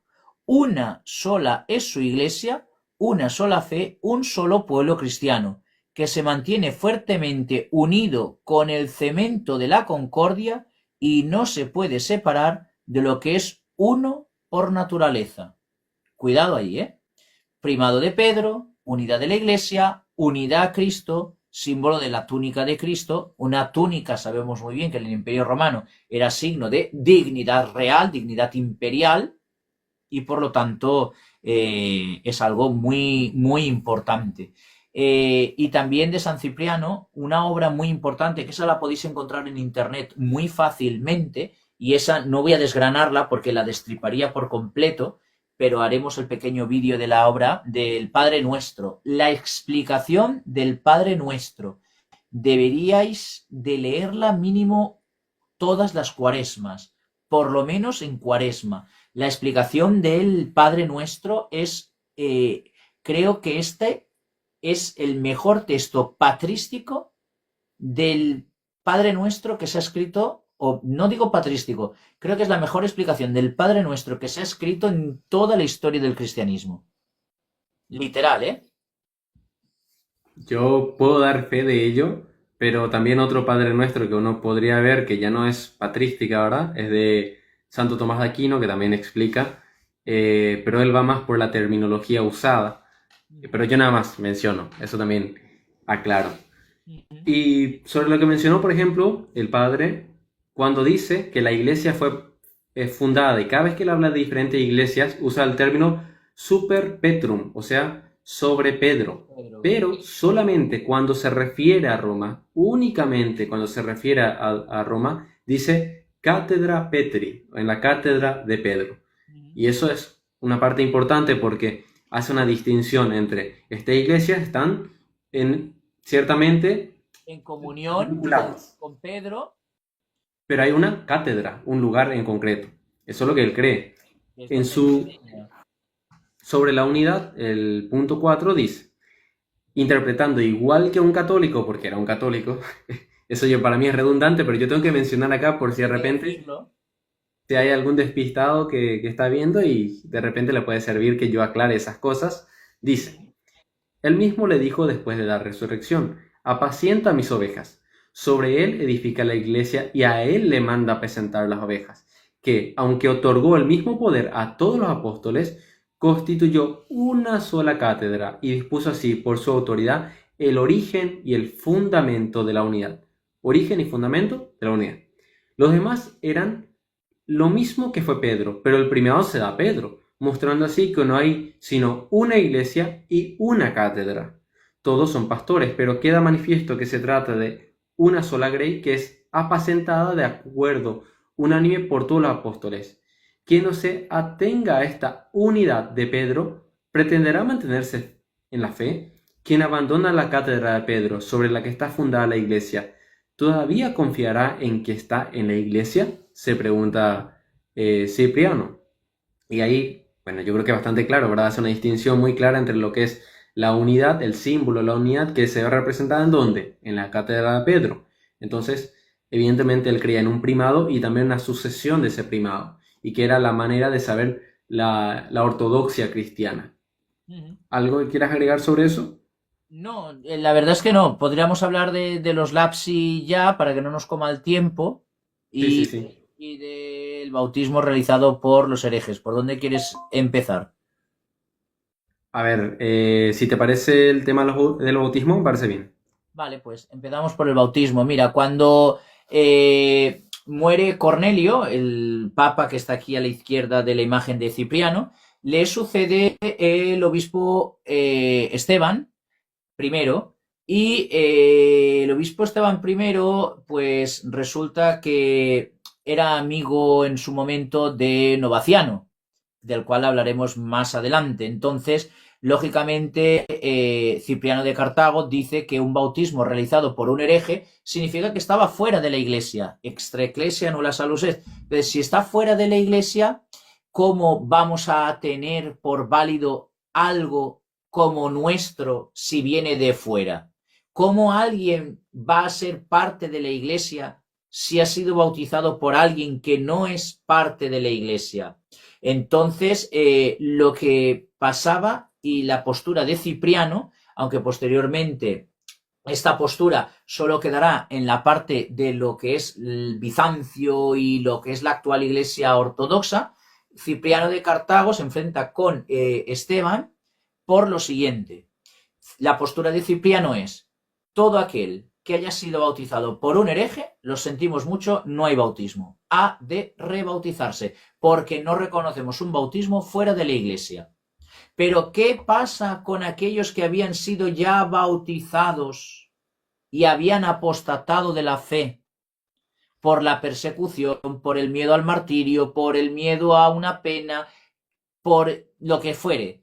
Los lapsi, los que habían sido laxos en la fe, los que no habían sido valientes de llegar a confesar su fe si hacía falta, incluso por medio del martirio.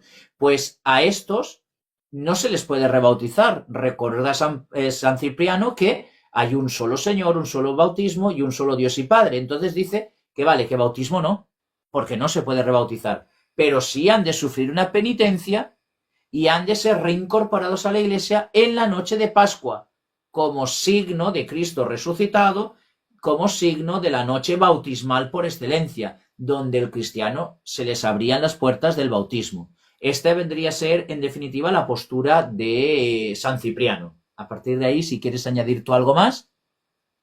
Nada, nada, solamente que él se sostenía en la tradición africana y que él creía que el hereje no podía conferir el Espíritu Santo porque ya no lo tenía.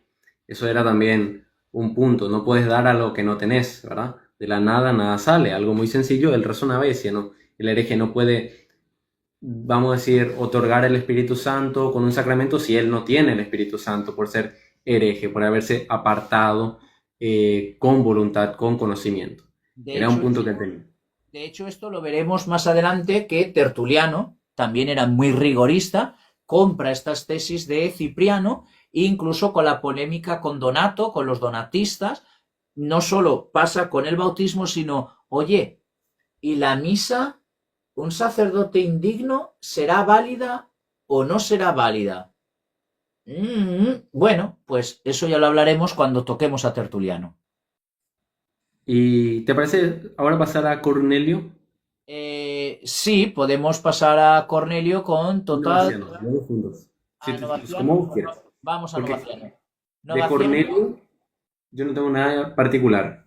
vale, pues vamos a Novaciano. Y Novaciano simplemente fue sacerdote, no fue obispo, no fue papa, hasta que, vamos a ver, Novaciano lo precede Hipólito de Roma y lo sucede Félix II. Nace en Frigia, allá por el 210 y muere por el 258, fue sacerdote, teólogo y el primero como para que lo sepan, la iglesia escribía en griego y Novaciano, es el primer padre de la iglesia occidental que utiliza el latín. Es el primero. Y además es antipapa en la época de Cornelio, porque a Cornelio le sucede Novaciano y cuando cae Novaciano viene Esteban I, el amigo de Novaciano. Entonces, algunos lo identifican también como novato o con el nombre de novato, pero no, no hay que confundirlo, ese era otro sacerdote de origen cartaginés.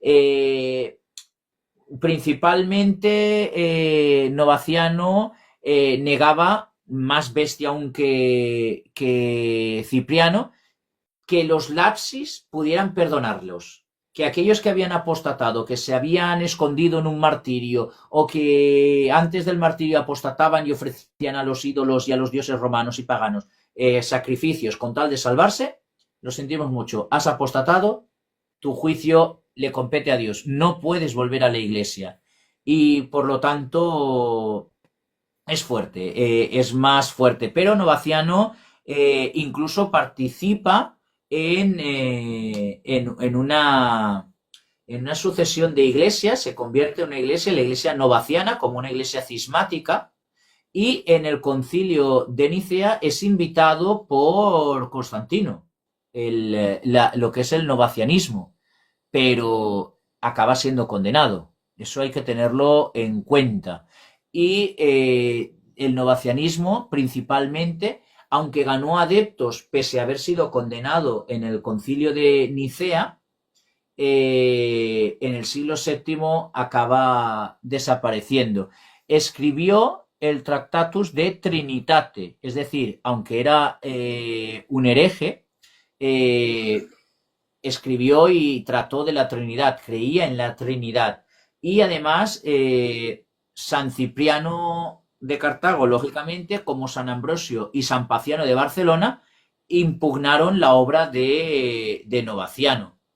No sé de qué vas a hablar tú de él, pero este chico también, Novaciano, era subordinacionista. Es decir, pensaba que el Padre era más, que el Hijo era un poquito menos y que el Espíritu Santo ya era menos aún. Entonces, él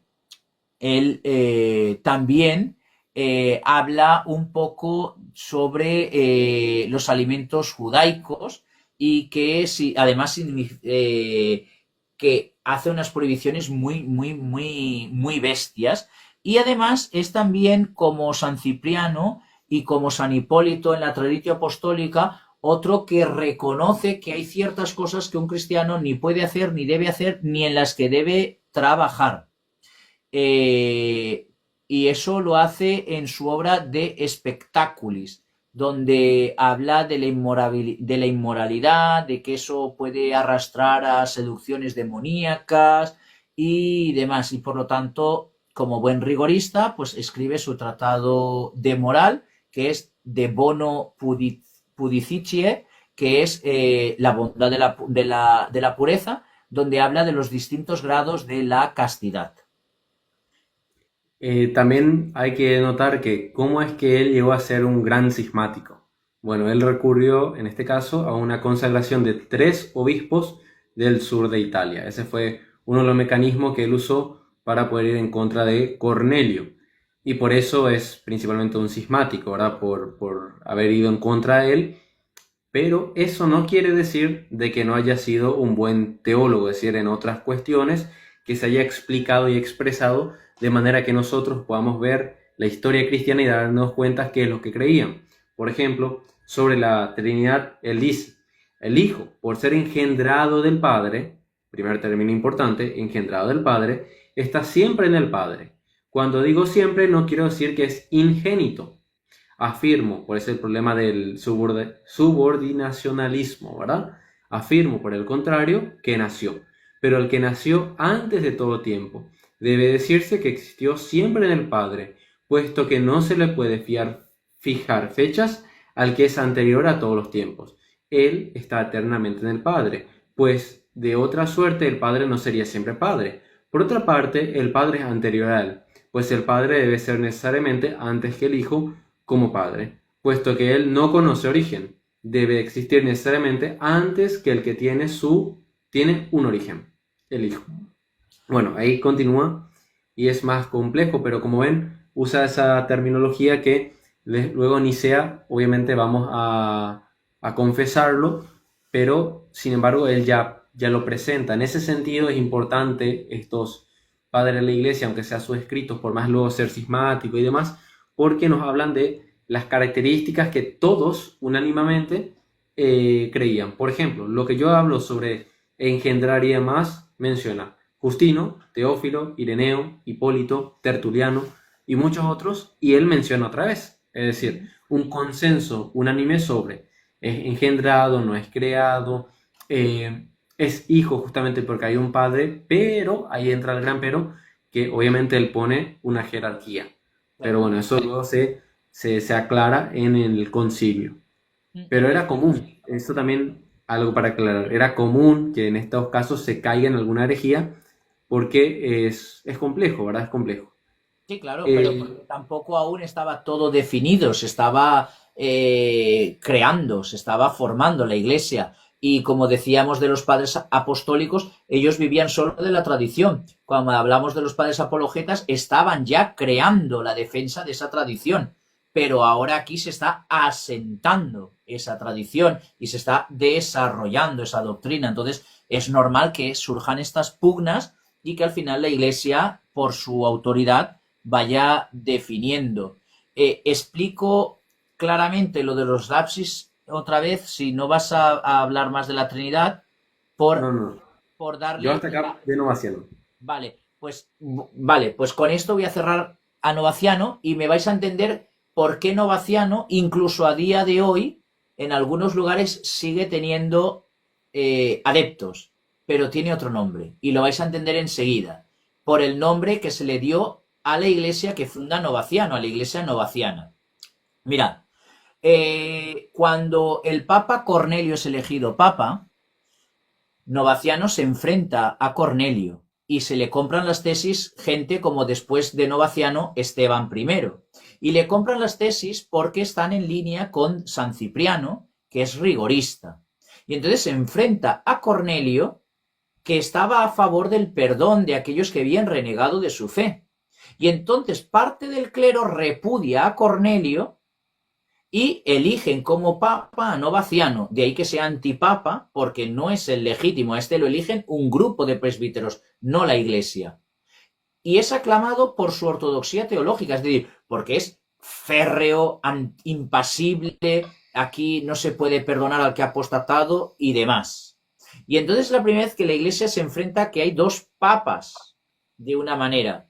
Pero bueno, Novaciano es condenado en el concilio de Nicea y por lo tanto, olvidémonos, Novaciano cae. Novaciano cae y le sucede Esteban, cuando también ha muerto Cornelio. Y cuando en el año 251 se convoca un sínodo y se excomulga y se destierra de Roma a Novaciano, Novaciano funda su iglesia. Y su iglesia en castellano sería la iglesia de los puros. ¿Sabéis cómo se llama en griego? Aunque se acabe en el siglo VII, florece y es el inicio de la Inquisición. La iglesia, lo voy a decir en griego completamente, Ecclesia cataroi, los cátaros, los puros, los que no perdonamos al que cae, los que vivimos pobremente. Es decir, Novaciano cae en el siglo VII, pero ya por el siglo XII vuelve a surgir la herejía novaciana con la herejía de los cátaros, la eclesía cataroi. Por eso, aunque Novaciano ya no existe, aunque Novaciano fue condenado, aunque Novaciano pierde adeptos con el concilio de Nicea, hasta el siglo VII se sostienen y en el siglo XII-XIII vuelven a surgir fuertemente.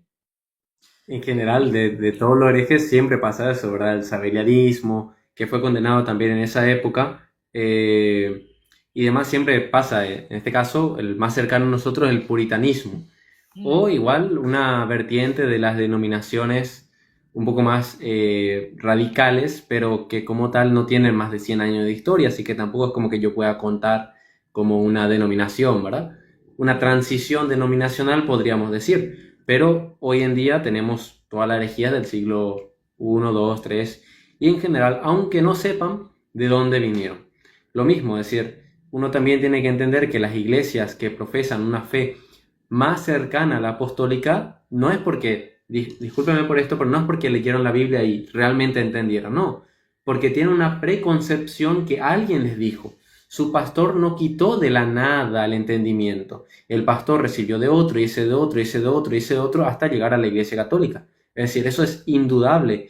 Hay una línea histórica donde se transmite la fe y quien más o quien menos, es decir, más hereje o menos hereje, recibió la fe de la Iglesia Católica. Y eso ellos lo mutilan, lo cambian como ellos quieran, pero si algo tienen de verdad, lo tienen en tanto están profesando a lo que la Iglesia en cierta medida le transmitió y ellos transformaron. Eso también, nada más como una reflexión que coloco.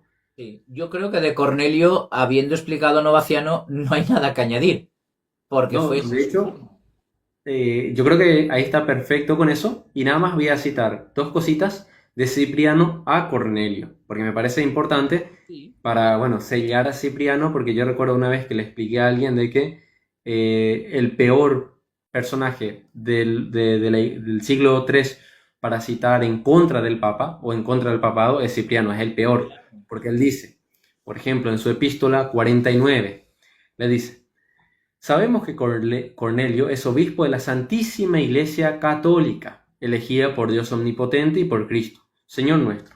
Nosotros confesamos nuestro error, hemos sido víctimas de la impostura, fuimos engañados por la perfidia y la locuacidad capciosa, pues aunque pareciera que estábamos en comunión con un hereje cismático, nuestro corazón estuvo siempre con la Iglesia. No ignoramos que hay un solo Dios, un solo Cristo, que es el Señor, al cual hemos confesado, y un solo Espíritu Santo, y que en la Iglesia Católica no debe haber más que un solo obispo. Esto le escriben a Cipriano y Cipriano a Cornelio. Pero, ¿por qué mencionan nuevamente que la Iglesia Católica Universal, un solo obispo? Y claro, es evidente porque Cipriano le estaba exigiendo a estos que se llaman novacianos que volvieran con Cornelio a un solo obispo que tiene toda la iglesia.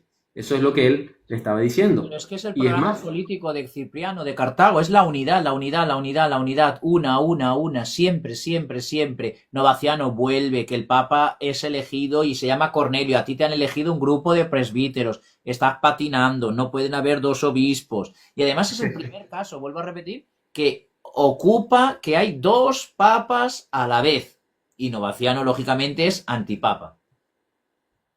pueden leer, por ejemplo, le voy a dar la cita en concreto, porque de repente es difícil encontrar las cartas de Cipriano de Cartago, de la editorial Gredos del año 1998, la página 291 al 292. Y dice así, dice Cipriano Cornelio. Bueno, cartas que se intercambian. No de otras fuentes salen las herejías y nacen los cismas, sino de no obedecer al sacerdote de Dios y no pensar que en la iglesia no hay más que una cabeza, sacerdote o juez, según se precise, el cual tiene la representación de Cristo. Sí, según las enseñanzas divinas, todos los fieles obedecerían a este sacerdote. Nadie revolvería nada contra el colegio sacerdotal, nadie después del juicio divino, del sufragio del pueblo y del consentimiento de los otros obispos, osaría hacerse juez, no ya solo de los obispos, sino del mismo Dios.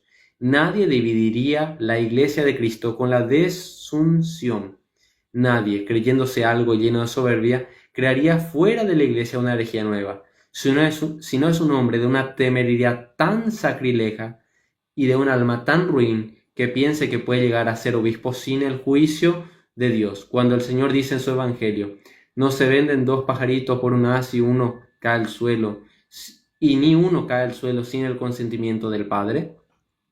Yo cierro con eso, de la opinión, pongo así entre comillas, de Cipriano, que llamaba a toda la unidad por medio de un obispo que era la cátedra de Pedro. Y eso es lo que él profesaba y en su vida se pasó predicando eso. Yo cierro con eso en general todo. Y de hecho, para cuando lleguemos ahora al siglo IV o a otros padres de la Iglesia, recordar que Cornelio es el obispo de Roma número 21. Lo digo para cuando os digan que Constantino fue el que funda el papado, pues Cornelio ya es el número 21. ¿Eh? Y el que hemos hablado antes, Hipólito, su antecesor, estamos hablando que es el primer antipapa que a la vez es santo y es el número, digamos, a ver cuál es, no me acuerdo. Si es del 235. Bueno, tú tienes ahí el libro de los papas, que yo sepa, ¿no? Sí, sí, sí. Voy a fijarme ahora rapidito. Y ojo, Eh, Hipólito fue discípulo de Policarpo de Esmirna, que eso hay que Fue en tener. tiempo de Seferino, ¿verdad? Sí, O, es de sea, los, o Calixto primero. es de los primeros, es de los primeros. Bueno. Bueno, pero esto lo miramos quien quiera. Es en el 217 al 235. O sea, sé que sin ningún problema. Que lo pueden mirar sin ningún problema. Pues nada, Entonces, aquí el live cerramos. y luego volvemos a abrirlo si quieres y dialogamos un poco. Sí, sí, me parece perfecto. Ok, pues lo cerramos aquí y aquellos que quieran, lo dicho, tienen el canal de YouTube donde lo vamos subiendo tanto en el canal de YouTube de Luca como en el mío. Ya tenéis la primera que es Padres Apostólicos, la segunda que es Padres Apologetas. Grabado por él está Papías de Hierápolis. Papías de Hierápolis, está pendiente Traditio Apostólica, Pastor de Hermas y Didaje, que ya están grabados, pero los tengo que montar. A ver si mañana en un ratito de la guardia del hospital los puedo montar. Y tendréis este de los padres de la Iglesia, siglo III, Hipólito de Roma, Orígenes, Cipriano de Cartago, Novaciano y Cornelio. Y nada, con esto yo creo que lo tendríamos más o menos hoy. ¿Quieres añadir algo? Hago una oración para despedir y Yo nada. cumplimos con el número 42 de Hipólito de Roma en la Traditio Apostólica y nos despedimos con la señal de la cruz. En el nombre del Padre y del Hijo y del Espíritu Santo. Amén.